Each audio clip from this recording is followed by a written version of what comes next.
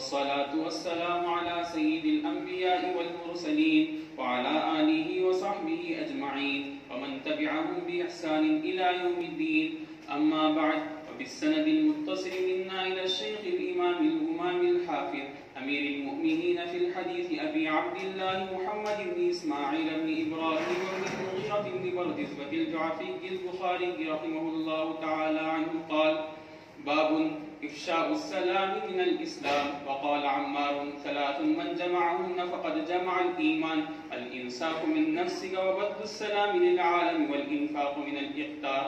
وبه قال حدثنا قتيبة قال حدثنا الليث عن يزيد بن أبي حبيب عن أبي الخير عن عبد الله بن عمرو أن رجلا سأل رسول الله صلى الله عليه وسلم: أي الإسلام خير؟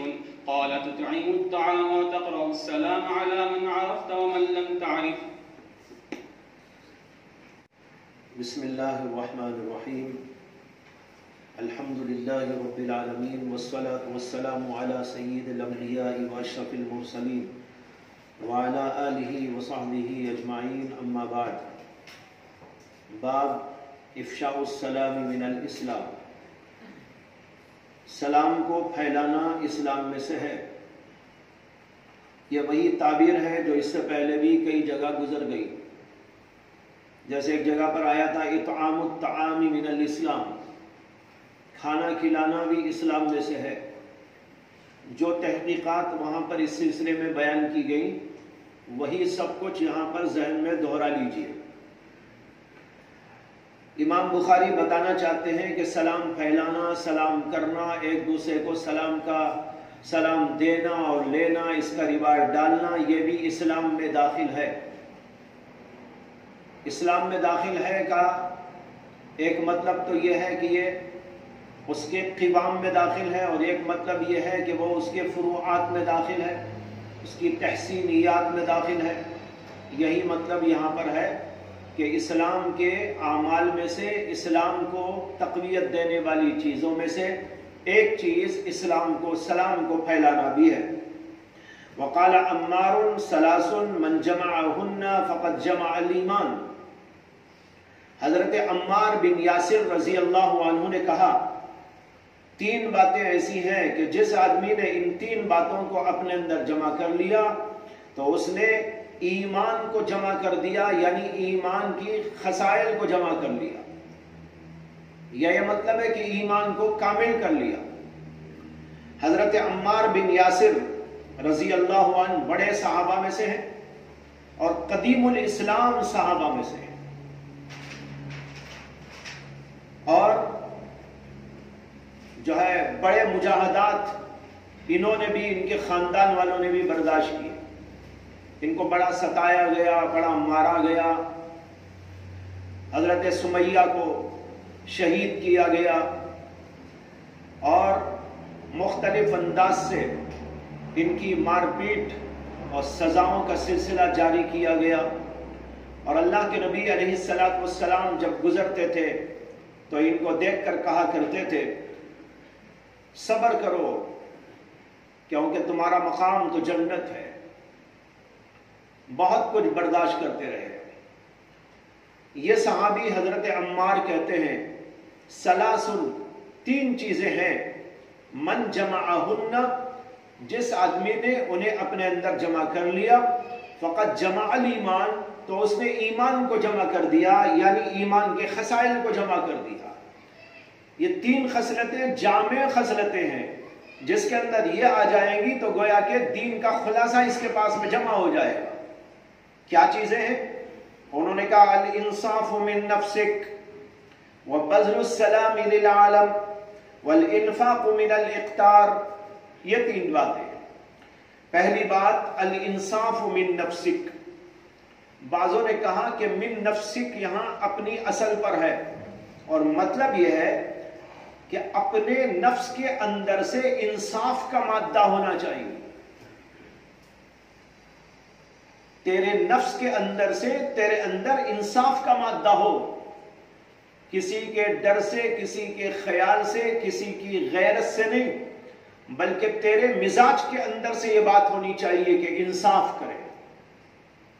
یہ اس صورت میں ہے جبکہ ہم یہاں من کو اپنی اصل پر اور ابتدائیہ کے معنی میں مانیں، اور ایک یہ بھی امکان ہے کہ یہاں پر من فی کے معنی میں، الانصاف فی نفسک، یعنی اپنی ذات کے بارے میں بھی انصاف کرنا۔ لوگ دوسروں کے بارے میں تو انصاف کر دیتے ہیں لیکن اپنی ذات کے بارے میں انصاف نہیں کرتے۔ مسئلہ آئے تو جیسے غیروں پر، دوسرے لوگوں پر انصاف کے احکام جاری کرتے ہو، اپنی ذات پر بھی وہی جاری کرو۔ یہ ہے اس کا مطلب الانصاف من نفسک وبذل السلام للعالم۔ اسی جملے کی خاطر امام بخاری یہاں پر اس کو لے آئے، وبذل السلام للعالم۔ یہاں بذل بمانے افشا ہے، جیسے کہ باب میں آیا افشاء السلام، یہاں لفظ آ گیا بذل السلام۔ بذل کے اصل معنی تو ہے خرچ کرنا، بذل السلام سلام پھیلانا، سلام کو خرچ کرنا، سلام کو ریوارڈ ڈالنا، للعالم پورے عالم کے لیے۔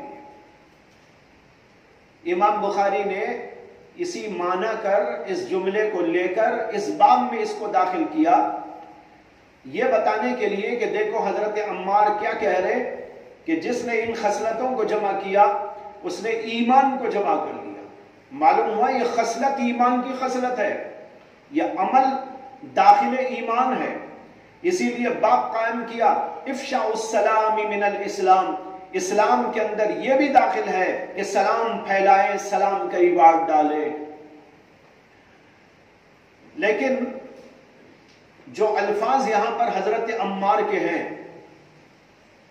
میرے ذہن میں کچھ ایسی بات آتی ہے کہ اس کا ایک اور معنی ہو سکتا ہے۔ ایک معنی تو وہ ہو گیا جو امام بخاری رحمت اللہ علیہ پیش کر رہے ہیں، اور اسی کی خاطر اس باب میں اس کو انہوں نے داخل کیا، اور یہاں بذل السلام للعالم کا مطلب ان کے قول کے مطابق ہوا کہ سارے عالم کے لیے سلام کرنا، یعنی کوئی بھی ہو، جان پہچان کا ہو، انجانا ہو، اپنا ہو، غیر ہو، جو بھی آئے سب کے لیے سلام پیش کرو۔ لیکن ایک دوسرا مطلب یہ سمجھ میں آتا ہے کہ بذل السلام للعالم کا معنی ہے کہ سارے عالم کے لیے سلامتی کو پھیلاؤ، سلام کرو نہیں۔ ایک ہے سلام کرنا، السلام علیکم السلام علیکم، امام بخاری تو اس کے لیے باب میں لائے، لیکن یہ معنی بھی یہاں ممکن ہے، بلکہ زیادہ بہتر لگتا ہے۔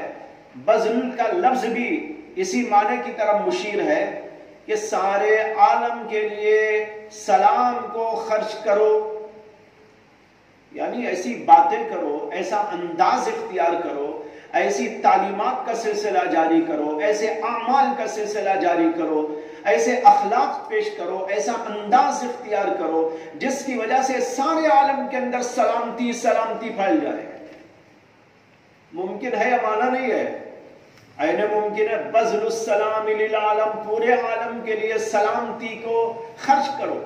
اب وہ خرچ کرنا سلامتی کا تعلیمی انداز پر، اخلاقی انداز پر، اور جو ہے تہذیبی انداز پر، اور مختلف اعمال اور مختلف طریقوں کے ذریعے، خدمت خلق کے ذریعے، یہ سب سلامتی کی باتیں ہیں۔ کسی کو کھانا کھلاؤ، کسی کو کپڑا پہناؤ، کسی کو کچھ اور کرو، کسی کو تعلیم دے دو، کسی کو اچھی بات بتا دو، گالی گلوچ نہ کرو، اخلاق کے ساتھ میں پیش آؤ، اخلاق کی تعلیمات دو، تاکہ سارے عالم کے اندر سلام سلام پھیل جائے۔ اس لیے کہ ہمارا اسلام تو لفظ سلام ہی سے بنا ہوا ہے۔ یہ اسلام سارے عالم کو سلامتی دیتا ہے، قتل کو، غارت گری کو، بدکاری کو، فحاشی کو، عریانی کو، غلط کاریوں کو، ان سب چیزوں کو ختم کرنے کے لیے اسلام آیا، اور ان کی جگہ پر بہترائی کو پھیلانا، خیر کو پھیلانا، اچھائیوں کو پھیلانا، خوبیوں کو پھیلانا، ہمدردیوں کو، غمخاریوں کو، خدمت خلق کے نمونے کو قائم کر دینا، یہ اسلام کا طریقہ ہے۔ یہ معنی بھی یہاں ہو سکتا ہے بذل السلام للعالم، پورے عالم کے لیے سلامتی کو خرچ کرو۔ اب وہ مختلف انداز سے ہو سکتی ہے، جس کا میرے ان الفاظ کے اندر آپ ٹٹولیں تو کچھ اندازہ مل جائے گا کہ کیا کیا ہو سکتا ہے۔ آگے ہے وَالْإِنفَاقُ مِنَ الْإِقْتَارِ، والانفاق خرچ کرنا، من الاقتار، اقتار کے معنی ہے افتقار، یعنی فقر و فاقہ، تنگی و تنگ دستی. فقر و فاقے و تنگ دستی و تنگی کے موقع پر بھی خرچ کرنا. اگرچہ تمہیں تنگی ہو، پریشانی ہو، لیکن خرچ کرو. ایک معنی تو یہ ہے. دوسرا اس کا معنی ہے جہاں پر خرچ کرنے کی ضرورت ہو، جہاں پر تنگی ہو، پریشانی ہو، وہاں خرچ کرو. دو مطلب سمجھ میں آئے. ایک مطلب ہے جہاں پر ضرورت ہو، تنگی کی وجہ سے، پریشانی کی وجہ سے، لوگ فقیر ہیں، محتاج ہیں، بے کس ہیں، وہاں پر خرچ کرو. الانفاق من الاقتار ایک معنی. دوسرا معنی ہے خود کو فقیری و محتاجی ہو تب بھی خرچ کرو. جیسے کہ حضرات صحابہ کا انداز تھا، اپنے گھر میں فاقہ ہے لیکن دوسروں کو کھلا رہے، خود کے ہاں فقر ہے لیکن دوسروں کو ترجیح دے رہے. وَلَوْ كَانَ بِهِمْ خَصَاصَةٌ يُؤْثِرُونَ عَلَىٰ أَنفُسِهِمْ وَلَوْ كَانَ بِهِمْ خَصَاصَةٌ. جیسے علامہ سیوطی نے روایت لکھی ہے کہ ایک دفعہ حضرت سیدنا علی رضی اللہ عنہ کے گھر کے اندر فقر و فاقہ تھا، اور کئی دنوں تک فقر و فاقہ تھا. بچے بلبلانے لگے، رونے پلانے لگے.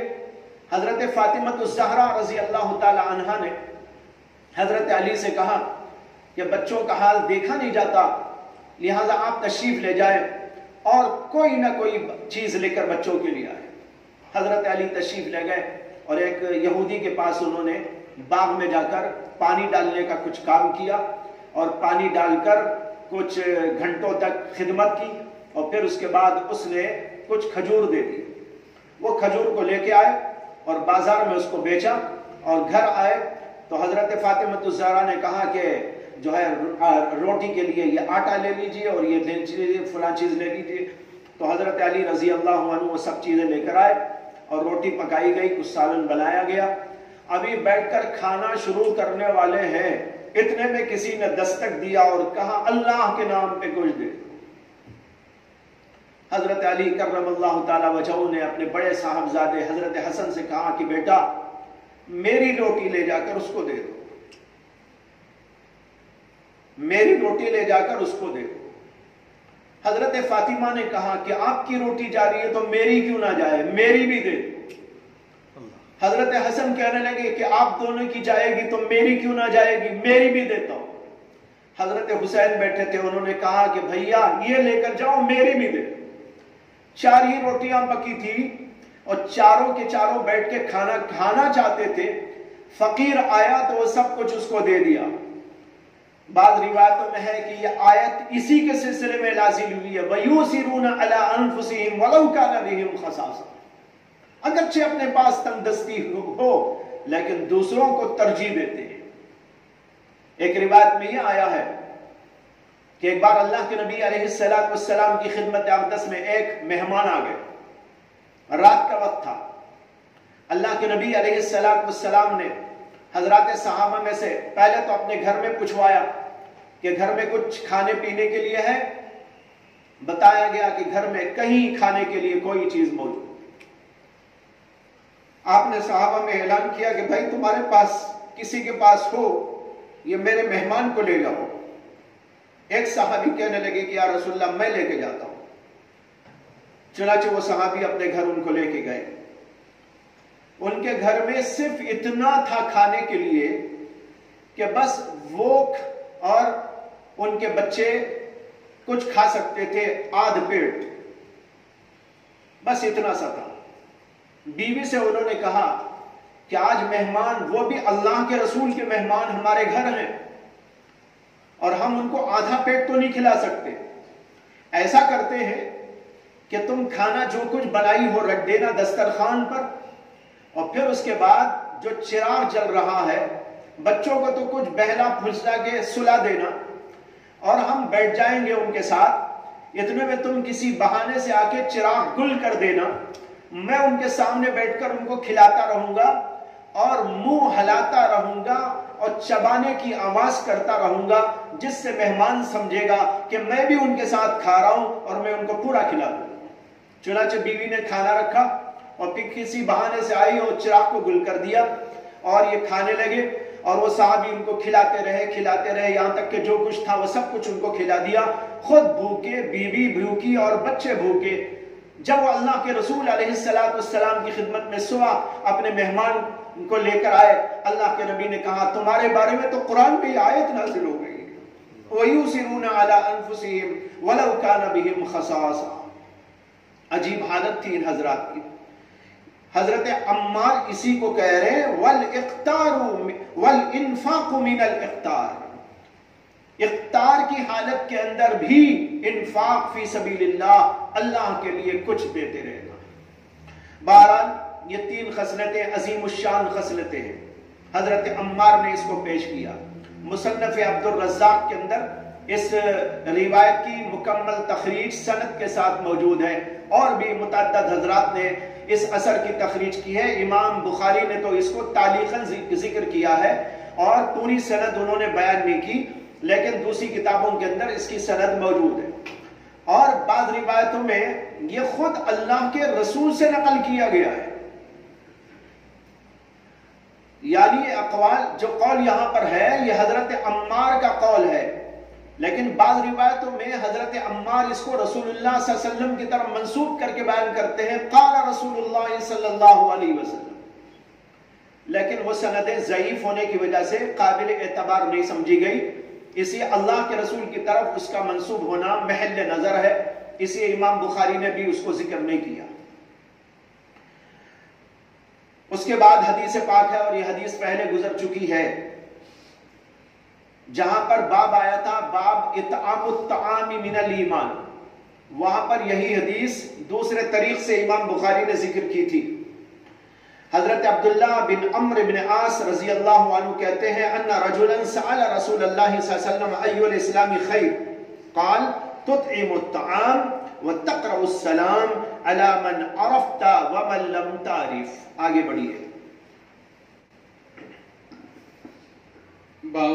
باب كفران العشير وكفر دون كفر فيه عن أبي سعيد عن النبي صلى الله عليه وسلم وبه قال حدثنا عبد الله بن مسلمة عن مالك عن زيد بن أسلم عن عطاء بن يسار عن ابن عباس رضي الله تعالى عنهما قال قال النبي صلى الله عليه وسلم أريد النار فإذا أكثر أهلها النساء يكفرن قيل أيكفرن بالله قال يكفرن العشير ويكفرن الإحسان لو أحسنت إلى إحداهن الدار ثم رأت منك شيئا قالت ما رأيت منك خيرا قط۔ باب کفران العشیر وکفر دون کفر، باب کفران العشیر وکفر دون کفر، یہ باب کفران عشیر کا ہے، یعنی شوہر کی ناشکری، اور اس بات کا کہ ایک کفر دوسرے کفر سے کم درجے کا ہوتا ہے۔ وکفر دون کفر، دون غیر کے معنی میں بھی آتا ہے اور کم کے معنی میں بھی آتا ہے۔ بعض لوگوں نے یہاں پر غیر کے معنی میں لیا ہے، وَكُفْرٍ دون کفر، ایک کفر دوسرے کفر کے علاوہ اس کے مغائر ہوا کرتا ہے۔ علامہ کشمیری کی یہی رائے ہے کہ یہاں پر دون کفر غیر کے معنی میں، لیکن علامہ ابن حجر اسقلانی اور جمہور شراح نے یہاں دون کو اقرب کے معنی میں لیا ہے۔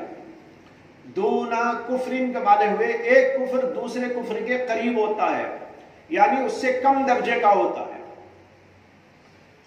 دو باتیں اس باب کے اندر ہیں، ایک کفران العشیر، شوہر کی ناشکری، شوہر کی ناشکری بھی ایک درجے کا کفر ہے،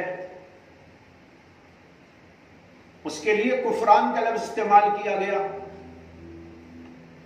اور دوسرا باب ہے، اس باب کے اندر ہے کفر دون کفر، ایک کفر دوسرے کفر سے ذرا کم درجے کا ہوتا ہے۔ اس باب کا مقصد کیا ہے؟ امام بخاری کیا ثابت کرنا چاہتے ہیں؟ اس کے بارے میں تھوڑی سی تفصیل عرض کی جاتی ہے۔ سب سے پہلے تو یہ سمجھیے کہ لفظ کفر کے اصل معنی تو آتے ہیں چھپانا،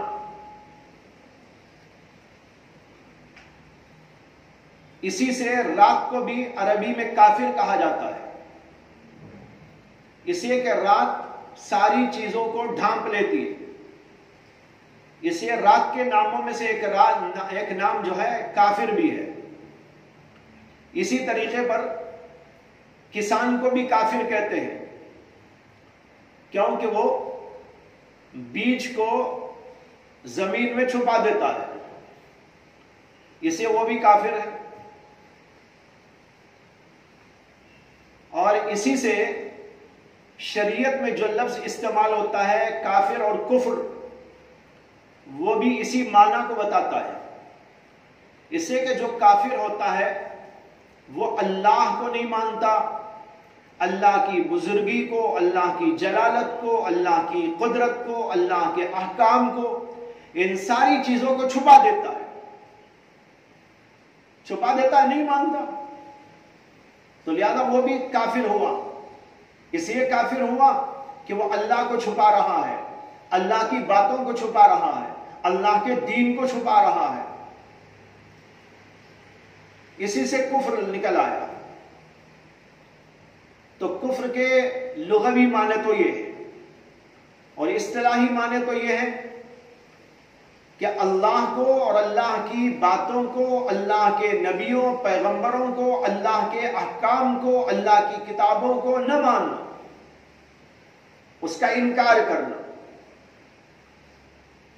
امام بخاری رحمت اللہ علیہ اس باب سے بتانا یہ چاہتے ہیں کہ کفر کے کئی مدارج اور کئی مراتب ہیں، اور سب ایک درجے کے نہیں۔ ایک وہ بڑا کفر ہے جس سے آدمی ایمان سے خارج ہو جاتا ہے، ملت اسلامیہ سے باہر نکل جاتا ہے۔ ایک وہ کفر ہے جو اس سے کم درجے کا ہے، اس سے آدمی ایمان سے خارج اور ملت سے باہر نہیں ہوتا، وہ ایمان میں رہتا ہے، ملت میں داخل رہتا ہے، لیکن اس انداز کا نہیں ہوتا جیسے کہ ملت اسلامیہ کا فرد ہوا کرتا ہے۔ اسی معنی کر متعدد نصوص کے اندر مختلف گناہوں کو کفر سے تعبیر کیا گیا ہے، جیسے نماز کے چھوڑنے کو کفر سے تعبیر کیا گیا، من ترک الصلاۃ متعمدا فقد کفر۔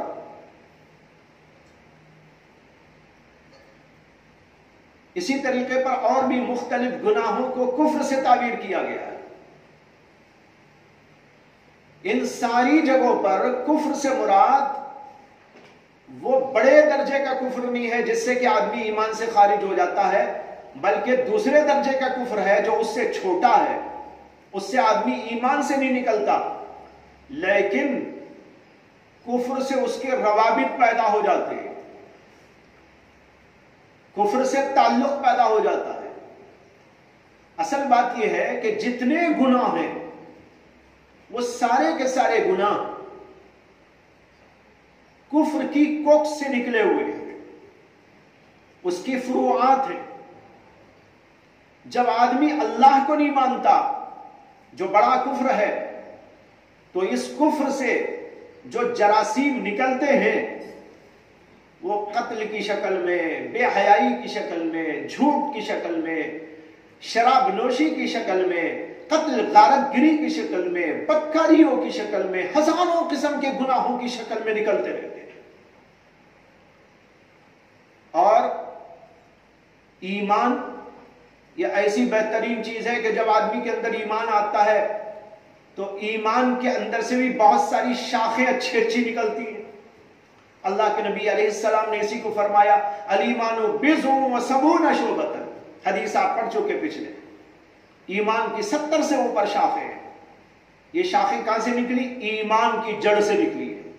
نماز نکلی، روزہ نکلا، حج نکلا، ذکر نکلا، فکر نکلا، اور ہمدردیاں نکلی، غمخاریاں نکلی، خدمت خلق نکلی، سلام نکلا، اور عبادت نکلی۔ یہ ساری کے ساری چیزیں نکلی ایمان کی جڑ سے۔ تو کفر کی جڑ سے نکلتی ہیں برائیاں اور معاصی اور ایمان سے نکلتے ہیں یہ نیک اعمال، اعمال صالحہ۔ تو امام بخاری یہ بتانا چاہتے ہیں کہ سب کا درجہ ایک نہیں ہے۔ ایک تو ہے جڑ کا درجہ تو ظاہر ہے کہ سب سے بڑا ہے، ایک اس کی فروعات ہیں، اس کا درجہ اس سے کم ہے، اگرچہ ان کا اسی سے تعلق ہے۔ جیسے کہ اوپر انہوں نے یہ بتایا کہ ایمان میں یہ چیزیں داخل ہیں، ایمان میں یہ چیزیں داخل ہیں، افشاء السلام من الایمان، اطعام الطعام من الایمان، اور ابواب بھی آئیں گے، الصلاۃ من الایمان، الزکاۃ من الایمان، وغیرہ وغیرہ۔ اسی طریقے پر اب یہ بتا رہے ہیں کہ دیکھو کفر کی جڑ سے بھی بہت ساری چیزیں نکلتی ہیں، درجے میں فرق ہے۔ جیسے اعمال اور اصل ایمان کے اندر فرق ہے کہ وہ اس کی جڑ سے نکلی ہوئی چیزیں ہیں، شاخیں ہیں، اس کے اندر داخل ہیں۔ اسی طریقے پر کفر کی جڑ سے بھی بہت سارے معاصی نکلتے ہیں، وہ عین کفر تو نہیں لیکن کفر سے ان کا تعلق ہے، اس لیے دون کفر۔ اور اس سے امام بخاری علامہ شبیر احمد عثمانی کے مطابق یہ بتانا چاہتے ہیں، اب تک تو انہوں نے ایمان کے اجزاء بتائے، ایمان سے تعلق رکھنے والے اعمال بتائے، ایمان کے درجات بتائے، اب یہاں کفر کے درجات بتا کر اس بات پر استدلال کرنا چاہتے ہیں جس طرح کفر کے درجات و مراتب ہیں، اسی طریقے پر اس کی جو ضد ہے ایمان، اس کے بھی درجات اور مراتب ہیں۔ اوپر والی بات کو مؤکد کرنا چاہ رہے ہیں، جیسے ایمان کے درجات اسی طرح کفر کے بھی درجات، یہ دونوں ضد ہیں۔ جب اس کے اندر مختلف درجات ہیں تو اس کے اندر بھی مختلف درجات ہیں۔ اس کو ثابت کرنے کے لیے یہ باب قائم کر دیا امام بخاری نے، اور اس کے اندر کفران العشیر، اصل تو کفر دون کفر ثابت کرنا تھا، لیکن شروع میں کفران العشیر اس لیے لگا دیا کہ حدیث جو یہاں پر وہ لا رہے ہیں اس کے اندر کفران عشیر کا ذکر موجود ہے۔ کفران عشیر کیا؟ یعنی شوہر کی ناشکری، بیوی شوہر کی ناشکری کرے تو اس کو کہتے ہیں کفران العشیر۔ یہ کفران ہے، ایک درجے کا کفر یہ بھی ہے، لیکن وہ کفر نہیں جس سے آدمی ملت سے خارج ہو جائے۔ ہاں ہے غلط، ہے برا، ہے معصیت، ہے قابل انکار بات، اس لیے دون کفر میں آ گیا۔ تو ایک وہ بڑا کفر ہے، ایک یہ اس سے کم درجے کا کفر ہے۔ یہ لفظ حدیث کے اندر آیا تھا تو سب سے پہلے وہی لفظ لائے، بابو کفران العشیر، پھر اس کے بعد جو اصل مقصد ہے باب کا اس کو بیان کیا، وہ کفر دون کفر، کہ کفر ایک بڑا ہوتا ہے، ایک اس سے کم درجے کا ہوتا ہے، اور یہ مختلف درجات اس کے اندر ہوا کرتے ہیں۔ یہ ہے امام بخاری رحمت اللہ علیہ کا مقصد۔ اس کے بعد امام بخاری نے دو حدیثیں اس کے اندر پیش کی، ایک حدیث صرف اشارتاً بیان کی اور ایک حدیث صراحتاً بیان کی۔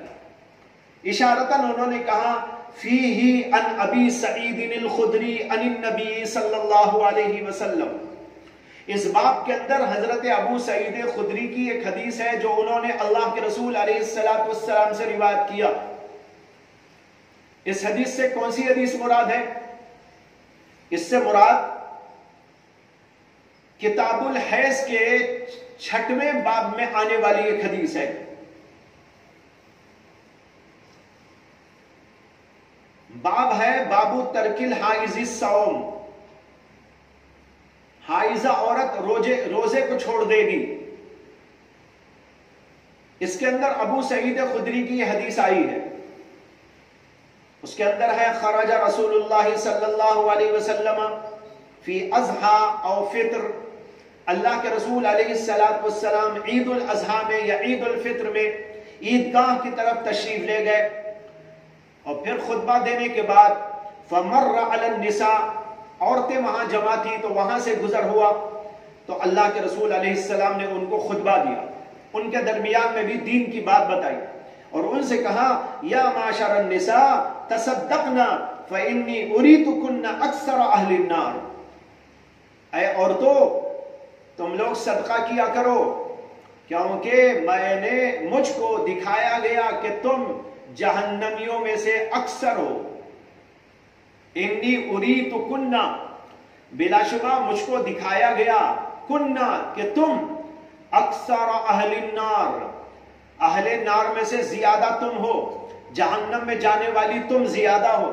फकुलना, औरतों ने अर्ज किया, वो बीमा या रसूल अल्लाह, किस वजह से कि अल्लाह के रसूल हम जहन्नम में ज्यादा होंगी?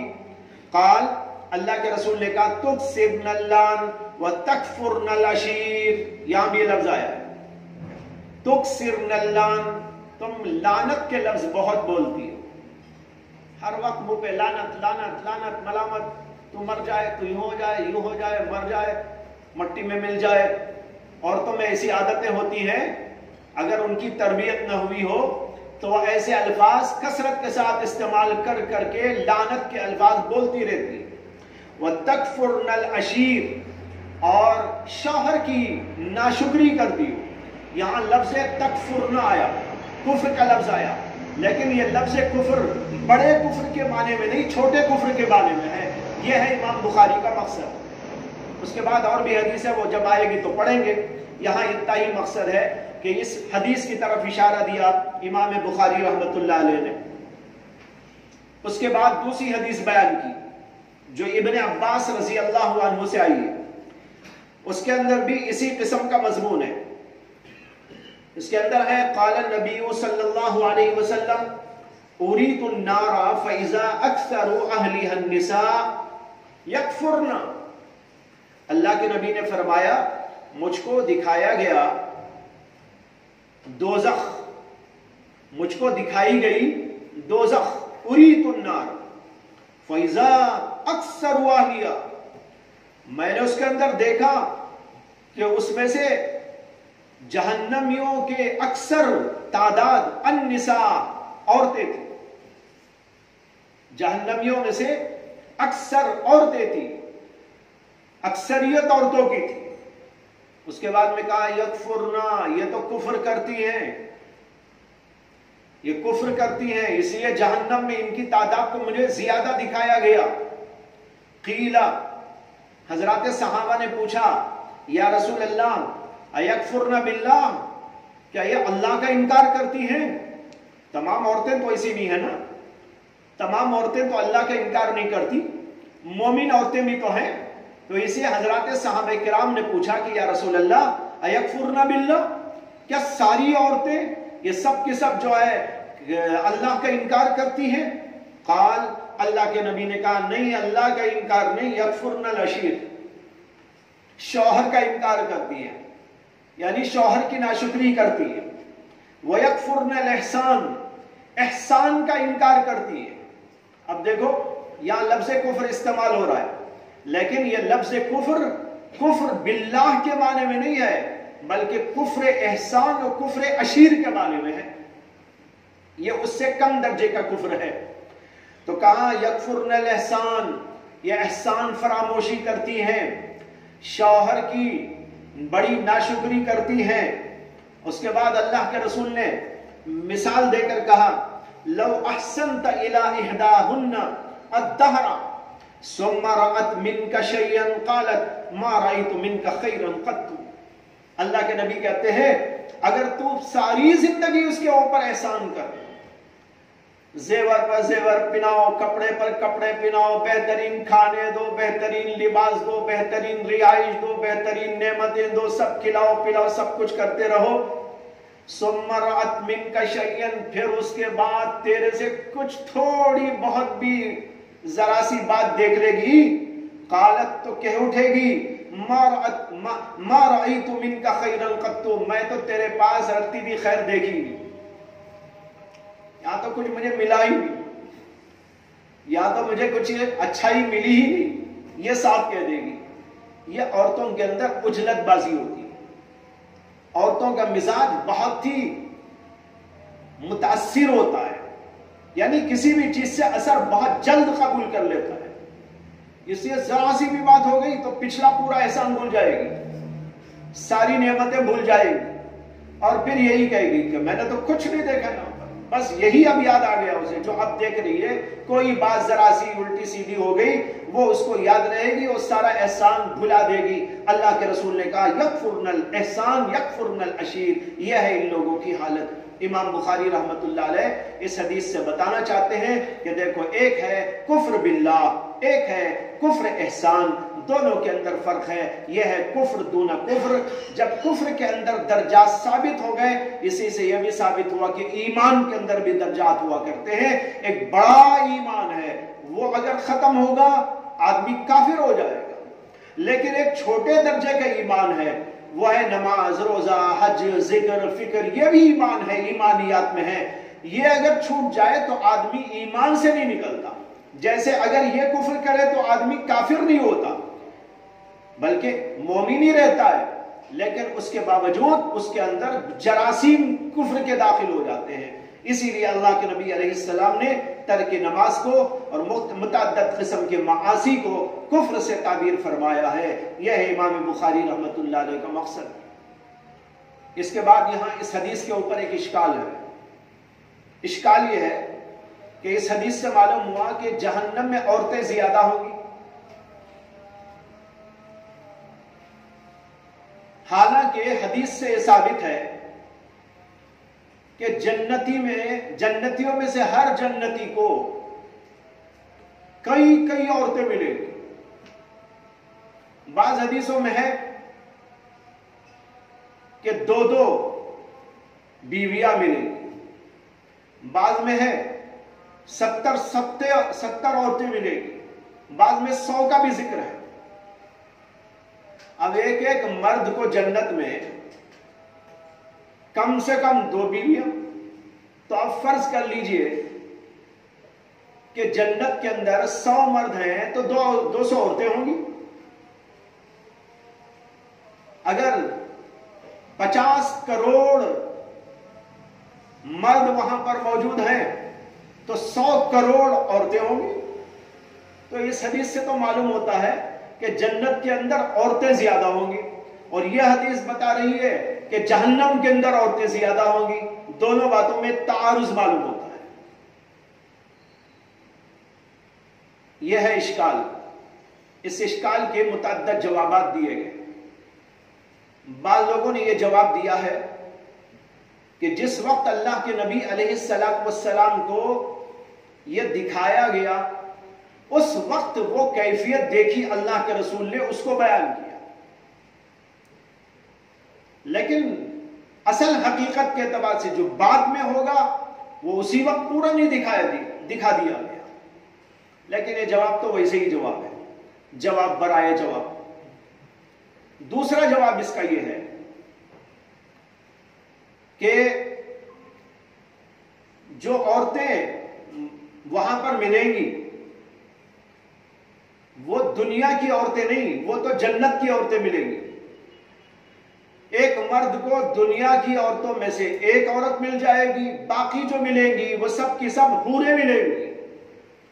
جن احادیث میں آیا ہے کہ 70 عورتیں ملیں گی، جن کے اندر آیا ہے کہ 100 عورتیں ملیں گی، وہ حوروں کے بارے میں ہے۔